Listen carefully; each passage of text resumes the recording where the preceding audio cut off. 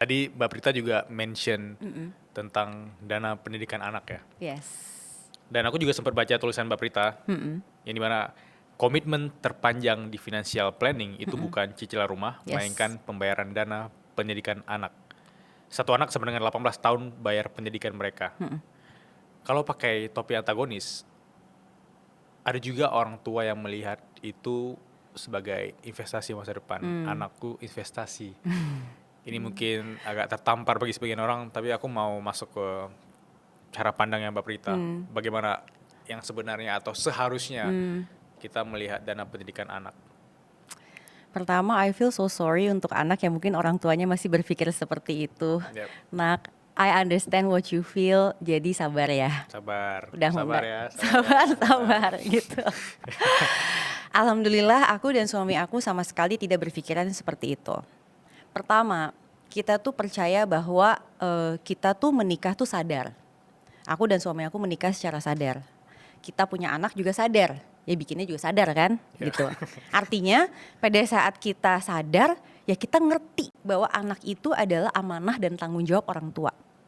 Aku sedikit religius, sedikit belok. Yep. Emang begitu juga ajaran di agama aku. Gitu kan, sebagai muslim tuh seperti itu. Nggak ada tuh yang bilang bahwa anak tuh berutang atas apapun yang orang tuanya udah keluarin, tuh nggak ada. Yeah. Tapi aku memang bertanggung jawab mendidik anak juga baik secara segala ilmu termasuk agama. Hopefully kalau dia juga jadi anak yang soleh dan soleha, kan orang tuanya juga yang kebagian. Benar. Kan sebenarnya kayak gitu aja gitu loh. Tapi bukan dengan cara aku nunjuk ke anak, lihat ya apa yang bunda sama ayah udah kerjain nih. Nih tagihan dari kamu dulu nih, kamu lagian sih dulu lahirnya sesar pakai sungsang segala gitu kan. Mestinya kalau kamu udah ini kan segala macam kamu lahir normal aja lebih murah, apalagi gini-gini. Kamu sih lagian kurang pinter nggak dapat beasiswa. Itu ada istilahnya loh.